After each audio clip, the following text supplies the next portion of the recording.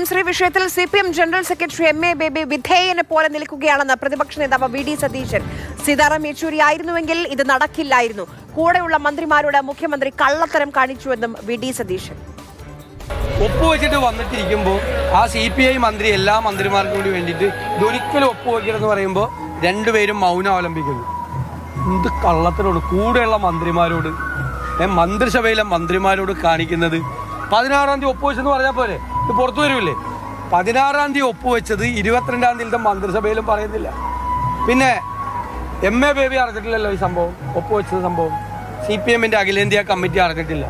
സീതാറാം യെച്ചൂരിയാണ് ആ പൊസിഷനിൽ ഉണ്ടായിരുന്നെങ്കിൽ ഇത് ഒപ്പുവയ്ക്കില്ല എന്നാണ് ഞാൻ വിചാരിക്കുന്നത്. ഇപ്പോൾ അദ്ദേഹം സമ്മതിക്കില്ലായിരുന്നു. MA ബേബിയൊക്കെ വിധേയനെ പോലെ നിൽക്കുകയാണ്. അതുപോലെ സംസ്ഥാന ഘടകം തീരുമാനിക്കട്ടെ. സംസ്ഥാന ഘടകം തീരുമാനിക്കാൻ CPM അഖിലേന്ത്യാ കമ്മിറ്റിക്ക് ഒരു നയമില്ലേ ഇക്കാര്യത്തിൽ? നയമില്ലേ? സീതാറാം യെച്ചൂരിയാണെങ്കിൽ നടക്കില്ലായിരുന്നു, ഒപ്പുവെക്കില്ലായിരുന്നു. അദ്ദേഹം ചോദ്യം ചെയ്തത്.